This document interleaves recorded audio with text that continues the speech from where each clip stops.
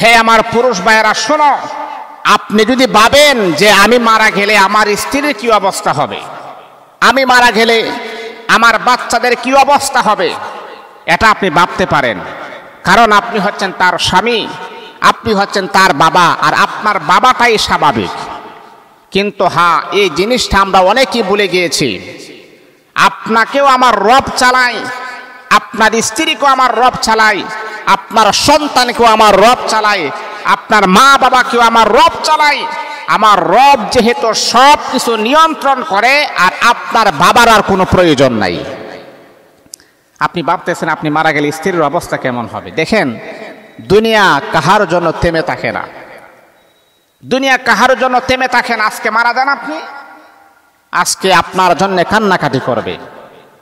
একদিন পর সে মানুষেরা গবেষণা করবে, হারে এমন সময় তো সে জীবিত ছিল, এমন সময় তো সে বাজারে গিয়েছিল, এমন সময় তো সে রুমও ছিল, কত হাসাহাসি রং তামাশা করেছিল।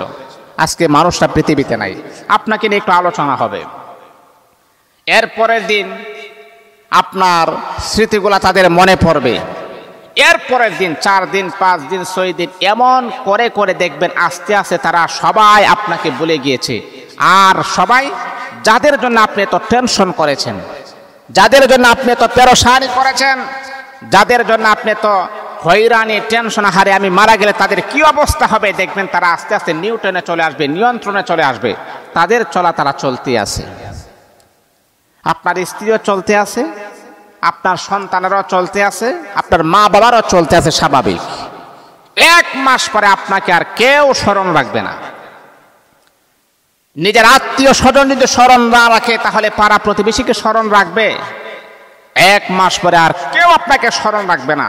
পৃথিবী তার নিজ গতিতে চলতেই আছে। আহা, এই যে গড়ির খাটার দিকে আপনি তাকান, এই চলতে আছে, টক টক টক টক করে চলতে আছে, সময় চলতে আছে, একবারও থেমে থাকে না। আপনি থামাইতে পারবেন না। 1 মিনিট সময় অতিবাহিত হওয়া মানে আমার জীবন থেকে 1 মিনিট চলে গেছে।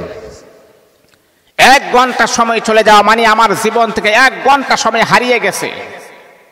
1 দিন চলে যাওয়া মানে আমার জীবন থেকে 1টা দিন অতিবাহিত হয়ে গেছে।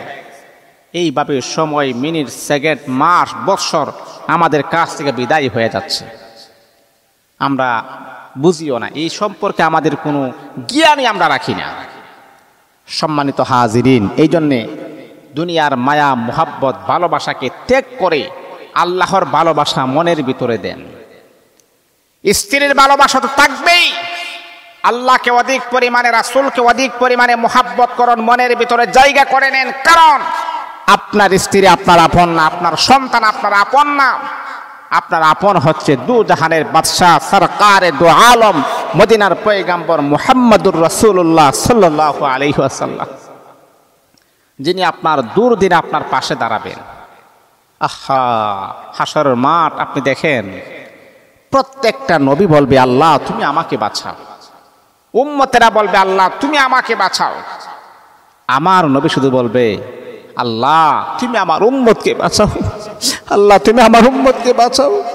আল্লাহ আমার উম্মত যদি জাহান্নামে যায়, আমি নবীজি জান্নাতে যাব না। যেই নবী আমাদের জন্য এত টেনশন, এত ডিপ্রেশন, এত হয়রানি পেরেশানি করবে, সেই নবীকে আমরা এখনো ভুলে গিয়েছি। নবীর নামে আমরা দুরূদ শরীফ পড়ি না। নবী সবচাইতে বেশি খুশি হই উম্মত যখন আমার উপরে দুরূদ শরীফ পাঠ করেন। এই জন্য বাবা, পৃথিবীর যে কোনো প্রান্তে আপনি তাকেন নবীর উপরে দুরূদ পড়েন।